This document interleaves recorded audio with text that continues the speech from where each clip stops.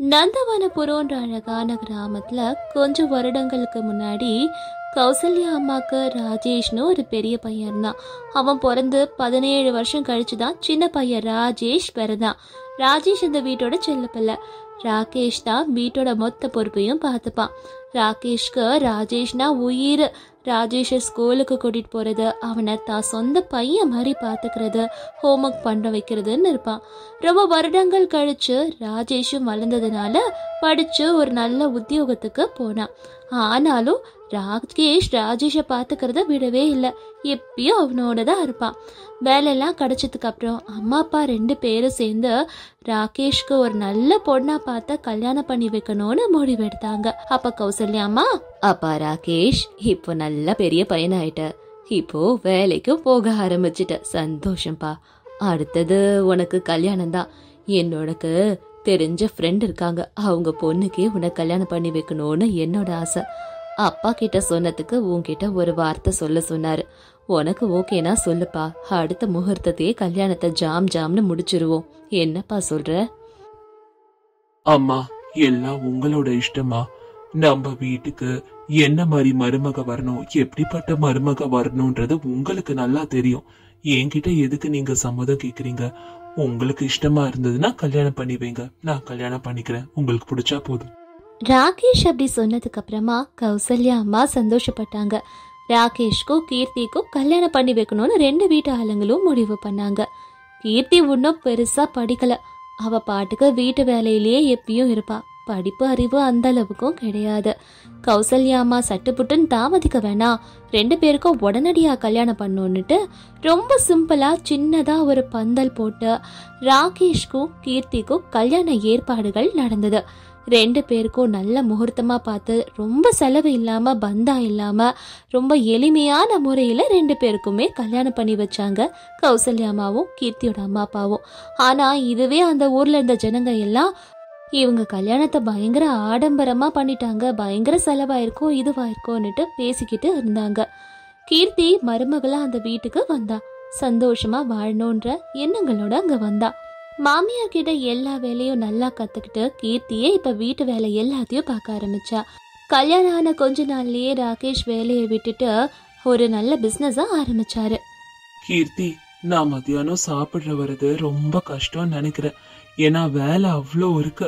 நீ எப்படி இருந்தாலும் என் தம்பிக்கு சாப்பாடு கேரேஜ் கட்டி கொடுப்பல, அப்படியே எனக்கும் கொஞ்சம் கேரேஜ் கட்டி கொடுத்துறியா? நான் ஆபீஸ்லயே சாப்பிட்டுக்கிறேன். ஏன்னா இன்னைக்கு ஆபீஸ்க்கு நிறைய லோடெல்லாம் வந்து இறங்குது, நான் தான் எல்லாத்தையும் பாத்துக்கணும். போன தடவை ஒரு ஆளை வச்சோம் இல்லையா வேலை பாக்குறதுக்கு, அவன் சரியாவே பண்ணல, அதனால பெரிய நஷ்டமே வந்துருச்சு. நான் இந்த வாட்டி சரியா பண்ணும். சரிங்க, நீங்க சீக்கிரமா ரெடி ஆகுங்க, நான் உங்களுக்கும் சேர்த்து லஞ்ச் பாக்ஸ் கட்டிடுறேன் அப்படின்னுட்டு சொன்னா கீர்த்தி. அதுக்கப்புறமா ராஜேஷ்க்கும் ராகேஷ்க்கும் சாப்பாடு கட்டி கொடுத்தா. கீர்த்தியே மொத்த வீட்டு பொறுப்பையும் எடுத்துக்கிட்டா. ராஜேஷை பாத்துக்கிறதுல இருந்து ராஜேஷ்க்கு தலைவாரி விடுறது, ஸ்கூலுக்கு கொண்டு போய் விடுறது, சாப்பாடு ஊட்டி விடுறதுன்னுட்டு இதெல்லாம் ராகேஷ் பார்த்து கீர்த்தி மேல இன்னும் அதிக அன்பும் மரியாதையும் தான் அவருக்கு வந்தது. கௌசல்யா அம்மா கூட இப்படிப்பட்ட மருமக நமக்கு கிடைச்சதுக்கு கொடுத்து வச்சிருக்கணும்னுட்டு அவளை புகழ்ந்து தள்ளுவாங்க. ஒரு நாள் கூட கீர்த்தி இந்த வீட்டுக்கு இப்படியெல்லாம் உழைக்கிறோமே நினைச்சதே இல்ல. அவளால இந்த வீட்டுல எந்த சண்டையும் வந்ததும் கிடையாது.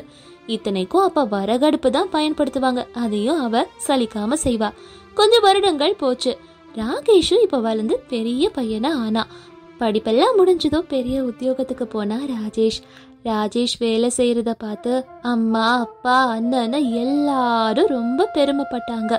ராஜேஷும் கூட ரொம்ப சந்தோஷமா இருந்தாங்க. ராஜேஷ்க்கு இப்படிப்பட்ட குடும்பம் அமைஞ்சதை நினைச்சு சந்தோஷப்பட்டான். கொஞ்ச நாட்கள் கழிச்சு ராஜேஷ் வீடு புதுப்பிக்கணும், வீட்டுக்கு தேவையான வசதியான சாமான்கள் எல்லாம் போடணும், பழைய வீடை ரெனோவேட் பண்ணி புதுசா மாத்தணும்ன்ற ஐடியால எல்லாம் பண்ணிட்டு இருந்தாரு. அப்போ அவங்க அண்ணன் ராஜேஷ் கிட்ட இப்படி சொல்லிட்டு இருந்தாரு. எதுக்குடா இதெல்லாம்? நம்ம இருக்கிற வீட்லயே அப்படியே இருந்துக்கலாம்ல, தேவையில்லாத செலவு எதுக்கு இப்ப இந்த ரெனோவேஷன் ஒர்க்? அதெல்லாம் அம்மா அப்பா ரூமை மட்டும் ரெடி பண்ணி கொடுத்தா போதாதா? மொத்த வீடியோ ரெடி பண்ணி ஏண்டா செலவு செய்யற? அந்த காசை நீ உனக்கு சேர்த்து வச்சுக்கலாம் இல்லையா? எதுக்குடா இதெல்லாம்? நல்லா தானே வீடு இருக்கு, திடீர்னு மாத்த வேண்டிய அவசியம் என்ன? அண்ணா, என்னன்னா நான் என்ன இன்னும் சின்ன குழந்தையா என்ன? நான் இப்போ பெரிய பையனா வளர்ந்துட்டேன். நீங்க எல்லாரும் என்ன எவ்வளவு அன்பா பாத்துக்கிட்டீங்க. நீங்க எல்லாரும் என்ன அன்பா பாத்துக்கிட்டது எல்லாமே கரெக்ட் தான். ஆனா அண்ணி வெளிய இருந்து நம்ம குடும்பத்துக்கு வந்தாங்க. அவங்க சொந்த பையன் மாதிரி அம்மாவை விட அதிக அன்பு காட்டி என்ன வளர்த்திருக்காங்க. அவங்க கஷ்டப்படுறத பார்க்கும் போதுதான் எனக்கு மனசுக்கு கஷ்டமா இருக்கு. இவ்வளோ வருஷங்கள் ஆச்சு, வீட்டுல வாஷிங் மிஷின் இல்ல, ஃப்ரிட்ஜ் இல்ல, ஸ்டவ் இல்ல. அண்ணி அதெல்லாம் தாங்கிக்கிட்டு எவ்வளவு உழைச்சிருக்காங்க தெரியுமா? வாஷிங் மிஷின்கெல்லாம் கையிலே எல்லார் துணியும் துவைச்சு போட்டிருக்காங்க. வாஷிங் மிஷின் இருந்தா அவங்க ஈஸியா பண்ணுவாங்கல்ல. எல்லாமே அவங்களுக்கு வசதியா நான் ஏற்பாடு பண்ணி கொடுக்கணும். எனக்கு உங்க எல்லாரை விட அண்ணி மேல எப்பயுமே அன்பு அதிகம். அவங்க அண்ணி கிடையாது, எனக்கு இன்னொன்னு அம்மா. அப்பப்பா, என் தம்பி நல்லா வளர்ந்துட்டான். சரி சரி, உனக்கு என்ன விருப்பமோ அதையே செய்ப்பா. அப்படி ராஜேஷ்க்கு சரின்னு சொன்னா ராகேஷ். ராஜேஷ் வீட்டுக்கு தேவையான எல்லாத்தையும் வாங்கி போட்டான். இந்த விஷயம் அக்கம் பக்கத்துல அப்படின்ட்டு ஊரு முழுக்க பரவுச்சு. இவனோட நல்ல குணத்தை பார்த்த ஊர் ஜனங்க எல்லாம் இவனுக்கு தான் என் பொண்ணை கொடுக்கணும், இவனுக்கு தான் என் பொண்ணை கொடுக்கணும்னுட்டு போட்டி போட்டுக்கிட்டு இருந்தாங்க. ஒரு நாளைக்கு கௌசல்யா பக்கத்து வீட்டுல இருக்க சுஜாதா அம்மா கௌசல்யா வீட்டுக்கு வந்து இப்படி சொன்னாங்க. என்ன கௌசல்யா, உன் பையனுக்கு நிறைய இடம் வருதாமே, போட்டி போட்டுக்கிறாங்களாமே, உன் பையனுக்கு தான் என் பொண்ணை கொடுக்கணும்னுட்டு. அவனுக்கு கல்யாணம் பண்ற ஆசை இருக்கா இல்லையா? நான் அவனுக்கு கல்யாணம் பண்ணி வைக்க மாட்டேன்னு சொல்லி கண்டிப்பா அவனுக்கு கல்யாணம் பண்ணி வைப்பேன். இன்னும் 2 வருஷம் போட்டோம். இப்பதானே வேலை கிடைச்சிருக்கு அவனுக்கு. அவன் கொஞ்ச நேரம் அவன் இஷ்டப்படி வாழட்டும், சம்பாதிக்கட்டும், அப்புறம் பாக்கலாம். இப்படி பேசுறவங்க தான் சீக்கிரமா ஏதாவது பொண்ணை கூட்டிட்டு வந்து நிக்க போறான் பாரு அவன் அப்படின்னு சுஜாதா சொல்லிட்டு இருக்கும் போதுதான் ராஜேஷ் ஒரு பொண்ணை கூட்டிட்டு வீட்டுக்கு வந்தான். பாத்தியா, இதுக்குதான் அதிகமா பேசக்கூடாதுன்னு.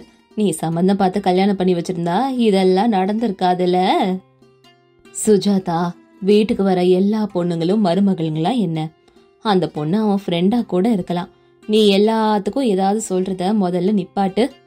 சரி சரி, எனக்கு எதுக்கு இந்த விஷயம் எல்லாம்? உங்க வீட்டு விஷயத்த நீங்களே பாத்துக்கங்க அப்படின்னு சொல்லிட்டு சுஜாதா பாத்துக்க அங்கிருந்து கிளம்பி வீட்டுக்கு போயிட்டாங்க. யாருடா இந்த பொண்ணு? நம்ம வீட்டுக்கு எதுக்கு இவளை கூட்டிட்டு வந்த? அம்மா, நானும் இந்த பொண்ணும் சின்னதுல இருந்து நல்லா படிச்சிருக்கோம், ஒன்னாதான் படிச்சிருக்கோம், பழகிருக்கோம். எனக்கு இவ்வளவு கல்யாணம் பண்ணிக்கணும் ஆசையா இருக்குது. அதனாலதான் இவ்வளவு வீட்டுக்கு கூட்டிட்டு வந்து உங்ககிட்ட காட்டுறேன். என்னப்பா, நான் உன்னை ஏதோ சின்ன பையன் குழந்தையாவே நினைச்சுக்கிட்டு இருக்கேன். இப்படியெல்லாம் விஷயம் பண்ணிருக்க, இப்படியெல்லாம் விஷயம் நடந்திருக்கா? அப்ப நீ ஸ்கூல் காலேஜ் படிக்கும் போதே சொல்லிருக்கலாம்ல. அவ்வளவு பெரிய மனுஷன் ஆயிட்டியாப்பா நீ? அம்மா, இந்த காலத்துல இதெல்லாம் ரொம்ப சகஜமா. அவ என்ன அந்த பொண்ண கல்யாணம் பண்ணிட்டு வந்தா நிக்கிறான். எனக்கு கல்யாணம் பண்ணிக்க போறேன் ஆசையா இருக்கு, இந்ததான் பொண்ணுன்றத நம்ம கிட்ட கூட்டிட்டு வந்து காட்டு, நம்மளோட பெர்மிஷன் கேட்டுட்டு தானே நம்ம பண்ண போறான். விடுமா, அந்த பொண்ணோட அம்மா அப்பாவை பார்த்து சட்டு புட்டுன்னு இவங்க 2 பேருக்கும் கல்யாணம் பண்ணி வைக்கிற வழிய பாப்போம், அதுதான் நல்லது அப்படின்னுட்டு சொன்னாரு ராகேஷ். அதுக்கப்புறமா கௌசல்யாவும் ராகேஷும் போயிட்டு உஷாவோட அம்மா அப்பாவை சந்திச்சாங்க. உஷாவோட அம்மா அப்பா கிட்ட இவங்களோட காதல் விஷயத்த சொல்லி 2 பேருக்கும் சட்டு போட்டுன்னு கல்யாணம் பண்ணணும்னு நினைச்சாங்க. அவங்க 2 பேரோட ஆசைக்கு ஏத்த மாதிரியே 2 பேரோட வீட்டாரரும் சம்மதிச்சாங்க. கல்யாணத்தை அவங்களுக்கு பிடிச்ச மாதிரி, இந்த ஜெனரேஷனுக்கு ஏத்த மாதிரி ஹல்தி, மெஹந்தி, சங்கீத்னு ரொம்ப கிராண்டா ஆடம்பரமா சந்தோஷமா பண்ணாங்க. கல்யாணமாகி உஷா வீட்டுக்கு வந்ததும் எந்த வேலையும் செய்யல. அவளோட வேலை எல்லாத்தையுமே ராஜேஷ் தான் செஞ்சான். அப்படி எந்த வேலையும் செய்யாம ராஜேஷ் கிட்டே அவ வேலை எல்லாத்தையும் கொடுத்தா உஷா. தினமும் செஞ்சிட்டு இருந்தவன் இப்பதான் வீட்டுல வேலை செய்யற அவனுக்கு நேரம் இல்ல. காரணம், ஆபீஸ் வேலையும் முடிச்சுட்டு உஷாவோட வீட்டு வேலையும் செய்யறது ராஜேஷ்க்கு ரொம்பவும் கஷ்டமா இருந்தது. ஆனாலும் உஷா எந்த உதவியும் செய்யல. இதெல்லாம் பார்த்தா அண்ணி கீர்த்தி தான் உஷாவோட வேலையும் சேர்த்து செஞ்சுக்கிட்டு இருந்தா. அவளுக்கு அது ரொம்பவும் சிரமமா இருந்தது. இதெல்லாம் மாமியார் சாவித்ரி பார்த்துக்கிட்டு தான் இருந்தாங்க. எல்லா வேலையும் கீர்த்தி ஒருத்தையே செய்யறது அவங்களுக்கும் கஷ்டமா இருந்தது. அண்ணி, எங்களை தப்பா நினைச்சுக்காதீங்க அண்ணி. அவளால வேலை செய்ய முடியல, என்னாலயும் ஆபீஸ் வேலையும் பார்த்துக்கிட்டு வீட்டு வேலையும் செய்யறது ரொம்ப கஷ்டமா இருக்கு அண்ணி. அதனாலதான் உங்ககிட்ட எங்க வேலையை கொடுக்கறோம். இப்படியே இருந்தா என்னால முடியாம லீவ் எடுத்துருவேணும்னு இருக்கு. ராஜேஷ், என்னப்பா இது? நான் அதெல்லாம் சமாளிச்சுக்கிறேன். ஆனா நீ எனக்கு ஒரு உதவி செய்யணும். இனி நீ ஆபீஸ்ல இருந்து வந்ததும் உனக்கு என்ன தேவைனாலும் அண்ணி என்கிட்ட வந்துதான் கேட்கணும். எப்பயும் போல உனக்கு பிடிச்ச ட்ரெஸ், உனக்கு என்ன தேவை சாப்பாட்டுக்கு, உனக்கு எங்க போகணும் எல்லாமே அண்ணி கிட்ட தான் சொல்லணும். இந்த உதவியை செய், மத்தது நான் பாத்துக்கிறேன் அப்படின்னு கீர்த்தி சொன்னதுக்கு ராஜேஷும் சரின்னுட்டு சொன்னாரு. அன்னில இருந்து ஆபீஸ் போயிட்டு வீட்டுக்கு வந்தோன்னு காஃபி வேணும்னா அண்ணிய கூப்பிடுவாரு. இன்னைக்கு என்ன ட்ரெஸ் போடணும், என்ன ஷூ போடணும், என்ன வேலையெல்லாம் செஞ்சேன்றத அன்னிக்கிட்ட தான் வந்து சொல்லுவாரு ராஜேஷ். அதே மாதிரி இந்த நாள் என்ன டிஃபன் சாப்பிடணும், அடுத்த நாள் எப்படி நான் ஆஃபீஸ்க்கு போறத பிளான் பண்ணணும்னு எல்லாத்தையும் அண்ணிய கேட்டு கேட்டு செய்வாரு. இதெல்லாம் பார்த்தா உஷாக்கு பொறாம வந்தது. சரி, நம்மளோட கணவரை விட்டு கொடுத்துடக்கூடாதுன்னுட்டு அன்னில இருந்து உஷா வந்து அவளோட கணவர் ராஜேஷ்க்கு தேவையான எல்லா வேலையும் அவளே செய்யறேன்னு சொன்னா. இத பார்த்த கீர்த்தியும் ராஜேஷும் சிரிச்சு சரின்னு சொன்னாங்க. கௌசல்யா ரகுராமோட ஒரு சின்ன கிராமத்துல வாழ்ந்துகிட்டு இருந்தாங்க. ரகுராமும் கௌசல்யாவும் ராஜேஷ ரொம்ப நல்லா பாத்துக்கிட்டாங்க. அவனை நல்லாவும் படிக்க வச்சாங்க 2 பேரும் சேர்ந்து. ராஜேஷ்க்கு அவங்க அம்மா கௌசல்யானா ரொம்ப ரொம்ப பிடிக்கும். ஸ்கூல்ல இருந்து வந்தோன்னா கௌசல்யாவை தான் தேடுவான் ராஜேஷ். கௌசல்யாவும் அவனையும் பார்த்துக்கிட்டு வீடையும் நல்லா பார்த்துப்பாங்க. ராஜேஷ்க்கு என்னெல்லாம் பிடிக்குமோ அதை வகை வகையா சமைச்சு போடணும்னு ஆசைப்படுவாங்க கௌசல்யா. இப்படி வீட்டுல இருக்க எல்லாருக்கும் ஒவ்வொன்றும் பிடிச்ச மாதிரி பார்த்து பார்த்து செஞ்சுக்கிட்டு சந்தோஷமா வாழ்ந்துகிட்டு இருந்தாங்க. ராஜேஷ்க்கும் அவனோட அம்மா அப்பா, அவனோட வீடு, அவனோட ஊருனா ரொம்ப ரொம்ப பிடிக்கும். இங்கேயே இருக்கணும்னு தான் ஆசைப்பட்டான். ஆனா பெரிய பெரிய படிப்பு படிக்கிறதுக்காக அவனை பட்டணத்துக்கு அனுப்பி வச்சிருந்தாங்க. ராஜேஷ் நல்லபடியா படிப்பை முடிச்சான். அவன் படிப்பை முடிச்ச கையோட பெரிய வேலை ஒன்றும் கிடைச்சது ராஜேஷ்க்கு. அதனால பட்டணத்திலேயே ஒரு வீடு எடுத்து தங்கவும் ஆரம்பிச்சான் ராஜேஷ். கொஞ்சம் வருடங்கள்லயே ராஜேஷோட அம்மா அப்பா 2 பேரும் இறந்து போனதுனால அவன் ஊருக்கே போகாம பட்டணத்திலேயே இருந்துகிட்டு அவங்களே நினைச்சு வருத்தப்பட்டுக்கிட்டு இருந்தான். ஒரு நாளைக்கு ராஜேஷோட மாமா அவனை பார்க்க அவன் வீட்டுக்கு வந்திருந்தாரு. என்னடா ராஜேஷ், எப்படி இருக்க? எவ்வளவு நாள் ஆகுது உன்னை பார்த்து. உங்க அம்மா அப்பா இறந்ததுக்கு அப்புறமா ஊருக்கு வரதே நிப்பாட்டிட்ட. இங்க எப்படிடா இருக்க? சௌரியமா இருக்கல? எல்லாம் பரவாயில்லையா? இங்க எதுக்கு மாமா நான் போய் அங்க வரணும் சொல்லுங்க? அந்த ஊருக்கும் எங்க வீட்டுக்கும் வந்தேன்னா சின்ன வயசு ஞாபகம் எல்லாம் வரும். அதை நினைச்சு நினைச்சு நான் அழ வேண்டியதான். அதுக்கு பதிலா நான் இங்க பட்டணத்திலேயே இருக்கேன். அங்க வந்து அழுது திரும்ப என்னால மனசை தேத்த முடியாது மாமா. நான் இங்கே இருக்கேன். சரிடா, நீ வரதும் வராததும் உன்னோட இஷ்டம். உனக்கு வருத்தமா இருக்குன்னா நான் உன்னை ஃபோர்ஸ் பண்ணல, இங்கே இரு.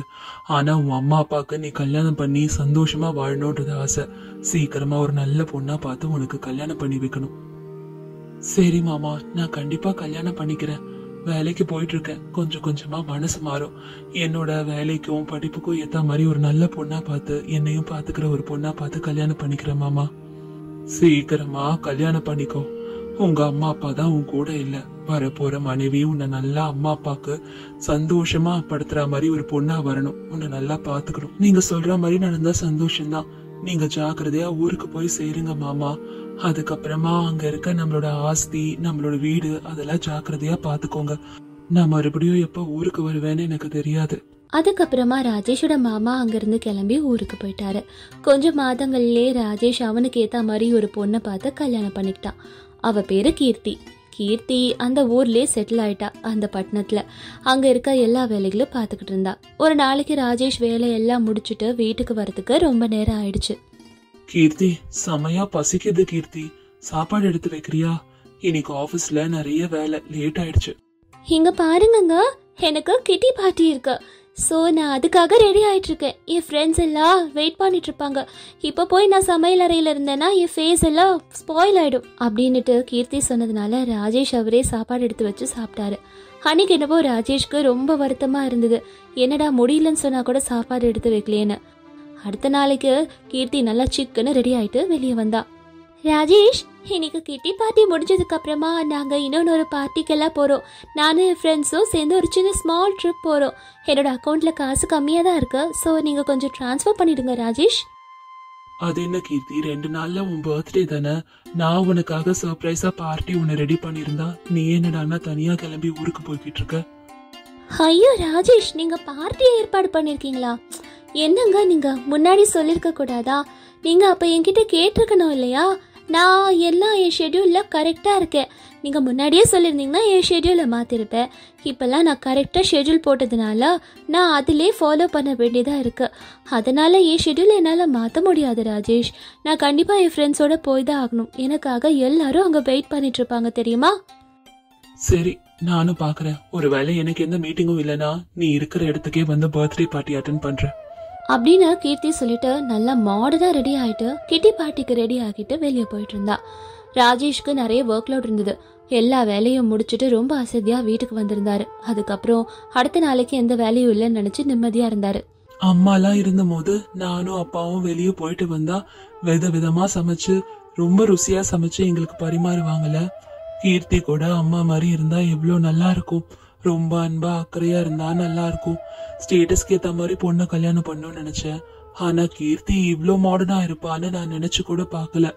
அக்கறையே இல்லாம இருக்காளே. என்னதான் இருந்தாலும் அம்மா வழி வராது. அம்மானா அம்மாதான். அப்படி யோசிச்சுக்கிட்டே அவரே டீ போட்டு பால்கனியில உட்காந்து டீ குடிச்சிட்டு இருந்தாரு ராஜேஷ். அப்பதான் பக்கத்துல இருந்த வாட்ச்மேனோட குடும்பத்தை பாத்துட்டு இருந்தாரு. சுஷீலா, சீக்கிரமா எனக்கு டிஃபன் வைக்கிறியா?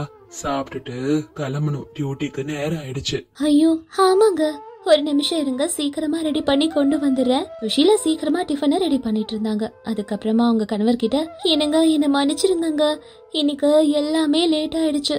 கொஞ்சம் உடம்புக்கு முடியாம இருந்ததா, அதான் கொஞ்சோண்டு தூங்கிட்டேன். ரொம்ப அசதியா இருக்குங்க. நாளையில இருந்து இந்த மாதிரி லேட் ஆகாம பாத்துக்கிறேன். என்னால தானே இன்னைக்கு லேட் ஆயிடுச்சு உங்களுக்கு, சாரிங்க. ஐயோ சுஷீலா, நீ ஏன் வருத்தப்பட்டுக்கிட்டு இருக்க? உன் மேல எந்த தப்பும் இல்ல. உனக்கு உடம்பு சரியில்லைன்னு எனக்கு தெரியும். ஆனா அது சீக்கிரமா எந்திரிச்சு எல்லா வேலையும் உனக்கு முன்னாடி முடிச்சுட்டு உனக்கும் எல்லாத்தையும் சமைச்சு வச்சுட்டு நான் கிளம்பி போயிருக்கணும். இன்னைக்கு எனக்கும் ரொம்ப அசதியா இருந்ததுனால தூங்கிட்டேன். சாரி. நான் உனக்கு உதவி செஞ்சிருந்தா இன்னைக்கு நீ கொஞ்சம் டயர்டா இருந்திருக்க மாட்டல. என்னால தானே. ஏங்க பரவாயில்லங்க, மத்ததெல்லாம் நான் பாத்துக்கிறேன். நீங்க சீக்கிரமா கிளம்புங்க. நீங்க சீக்கிரமா கேட் பக்கத்துல போய் நில்லனா உங்களோட ஓனர் கத்துவாங்க. கிளம்புங்க, நேராச்சு. சரி, நீ இன்னைக்கு எப்படியாவது சமாளிச்சுக்கோ. நான் மத்ததெல்லாம் வேலை முடிச்சுட்டு வந்து பேசுறேன். நாளையில இருந்து நானும் உனக்கு ஒத்தாசையா இருக்கேன், புரிஞ்சுதா? எந்த பிரச்சனையும் இல்லைங்க. நீங்க பாட்டுக்கு சாயந்தரம் வரும்போது ஏதாவது டிஃபன் வாங்கிட்டு வந்துட போறீங்க. அதெல்லாம் ஒன்றும் பிரச்சனை இல்லை. நான் கொஞ்ச நேரம் தூங்கி எந்திரிச்சிட்டா எல்லா வேலையும் நானே பார்த்துப்பேங்க. அனாவசியமா செலவு பண்ணாதீங்க, நான் பாத்துக்கிறேன் எல்லாத்தையும், புரிஞ்சுதுங்களா? அப்படின்னு சுஷீலா சொல்லிட்டாங்க. ராமு கிளம்பி டியூட்டிக்கு போயிட்டாரு. ராமு போனதுக்கு அப்புறமா வீடெல்லாம் பெருக்கி தொடச்சு ராமோட துணியை அலசி போட்டு சமையல் வேலையெல்லாம் செஞ்சுட்டு இருந்தாங்க சுஷீலா. இத பால்கனில இருந்து பாத்துட்டு இருந்த ராஜேஷ்க்கு ஆச்சரியமா இருந்தது. இந்த காலத்துல இப்படி கூட இருக்காங்களா? நமக்கு கூட இப்படி மனைவி அமைஞ்சிருந்தா நல்லா இருந்திருக்குமே யோசிச்சாரு. அடுத்த நாளைக்கு ராமுவோட பர்த்டே. ஏங்க இன்னைக்கு உங்களோட பர்த்டே இல்லைங்க, வாங்குங்க 2 பேரும் சேர்ந்து கோவிலுக்கு போலாம். ஸ்பெஷலா அர்ச்சனை பண்ணணும். நீங்க நல்லா இருக்கணும்னு நான் வேண்டிப்பேன். ஐயோ சுஷீலா, இன்னைக்கு அம்மா எஜமானி அம்மா வீட்டுல இல்ல. எஜமானியா தான் இருக்காரு. அவர்கிட்ட கேட்கணும். அவர்கிட்ட கேட்டா கொடுப்பாரோ இல்லையோ, லீவுன்னு தெரியலையே. கொடுத்தா போக போறாங்க, இல்லனா இல்ல. இதுல என்ன இருக்கு சொல்லுங்க. இல்லனா நான் போயிட்டு வரேன். இவங்க 2 பேரும் பேசிக்கிட்டு இருந்ததா மாடியில இருந்து கேட்டுக்கிட்டே தான் இருந்தாரு ராஜேஷ். இவங்க 2 பேரும் ஒருத்தர் விட்டு கொடுக்காம அந்யோன்யமா இருக்கிறத பார்த்து ராஜேஷ்க்கு ரொம்ப ரொம்ப ஆச்சரியமா இருந்தது. எந்த விஷயமா இருந்தாலும் 2 பேரும் சேர்ந்து பேசுறாங்க, டிஸ்கஸ் பண்றாங்க, விட்டு கொடுக்காம இருக்காங்கன்றத புரிஞ்சுக்கிட்டாரு. பார்ட்டி எல்லாம் முடிச்சுட்டு கீர்த்தி வீட்டுக்கு வந்தா. இந்த விஷயத்த பத்தி ராஜேஷ் கீர்த்தி கிட்ட பேசணும்னுட்டு நினைச்சாரு. கீர்த்தி, நான் உன்கிட்ட ஒரு விஷயம் சொல்லணும். இது ரொம்ப இம்பார்ட்டன்ட். கீர்த்தி, எனக்குன்னு அம்மா அப்பா இல்லைன்னு உனக்கு தெரியும். நான் உன் கூட சந்தோஷமா அந்யோன்யமா வாழணும்னுட்டு நினைக்கிறேன். நீ பாட்டுக்கு கிளம்பி பார்ட்டி கீர்த்தின்னுட்டு கிளம்பி போயிட்ட. நான் இங்க தனியா இருந்தேன் தெரியுமா? ஒருத்தருக்கு ஒருத்தர் அக்கறையா இருக்கணும்னு நினைக்கிறேன். நம்மளோட வாட்ச்மேன் பாத்தியா, அவங்க வைஃபோட எவ்வளவு சந்தோஷமா இருக்காங்கன்னுட்டு. ஒருத்தர் எந்த சூழ்நிலையும் வித்து கொடுக்காம அன்பா இருக்காங்க ஒருத்தர் மேல ஒருத்தர். அப்படிப்பட்ட சந்தோஷமான வாழ்க்கைய நான் உன் கூட வாழணும்னு நினைக்கிறேன் கீர்த்தி. நீ இப்படி இருக்கிறது எனக்கு கொஞ்சம் கூட பிடிக்கல. இப்பதான் புரியுதா ராஜேஷ் உங்களுக்கு இதெல்லாம்? கல்யாணம் ஆன புதுசுல நீங்க என் கூட இருக்கணும், என் கூட பேசணும், என் கூட டின்னருக்கு வெளியே வரணும், 2 பேரும் சந்தோஷமா இருக்கணும்னு என்னென்னவோ கற்பனை பண்ணி தான் நானும் உங்களோட கல்யாணம் பண்ணிக்கிட்டேன். உங்களை அக்கறையா பாத்துக்கணும், அம்மா அப்பா இல்லைன்னு நல்லா இருந்தேன். ஆனா நீங்க எப்ப பார்த்தாலும் ஃப்ரெண்ட்ஸ் பார்ட்டின்னு நீங்க தான் சுத்திட்டு இருந்தீங்க, ஞாபகம் இருக்கா? எப்பயும் என்ன தனியா விட்டுடுவீங்க. வீட்டுக்கு வந்தா நான் சாப்பிட்டேனா தூங்குனேனா என்ன பண்றேன்னு கூட கேட்க மாட்டீங்க. அப்படி தனிமையிலே இருந்து எனக்கு ரொம்ப டிப்ரெஷன் ஆயிடுச்சு ராஜேஷ். தப்பு எல்லாம் நீங்க பண்ணிட்டு இப்ப என்ன கேக்குறீங்க? என்னால இதுக்கு மேல சகிச்சுக்க முடியல. அதனால என் சந்தோஷத்தையாவது நான் பாத்துக்கணும்ன்றதுனால தான் ஃப்ரெண்ட்ஸோட வெளியே போறது பார்ட்டிக்கு போறதுன்னுட்டு ஆரம்பிச்சேன். இல்லனா நான் எங்க போயிருக்க போறேன்? உங்களோட தானே என்னைக்குமே நான் இருந்திருப்பேன். இதுக்கு இடம் கொடுத்ததே நீங்க தானே ராஜேஷ். ஆனா நான் யோசிச்சதை தான் நீங்களும் யோசிச்சிருக்கீங்க. இன்னைக்கு தான் நீங்க அவங்க 2 பேரும் இப்படி அன்பா இருக்கிறத பாத்தீங்களா? ஆனா எனக்கு எப்பயில இருந்தோ ராஜேஷ் நீங்க ராமு மாதிரி இருக்கணும்னு நான் எப்பயோ ஆசைப்பட்டேன். நான் பண்ணது தப்புதான். என்னாலதான் இந்த எல்லா பிரச்சனையும். இனிமேல என்னால எந்த பிரச்சனையும் இல்லாம நான் பாத்துக்கிறேன். இனிமேலாவது 2 பேரும் ஒருத்தர் மேல ஒருத்தர் அக்கறையா அன்பா இருக்கலாமா கீர்த்தி? அதுக்கப்புறமா ராஜேஷும் கீர்த்தியும் ஒருத்தர் மேல ஒருத்தர் ரொம்ப அன்பாவும் அக்கறையாவும் இருக்க ஆரம்பிச்சாங்க. சிட்டி வாழ்க்கை வேணா, கிராமத்துல விவசாயம் பண்ணி சந்தோஷமா இருக்கலான்னு கிராமத்துக்கு கிளம்பி போயிட்டாங்க.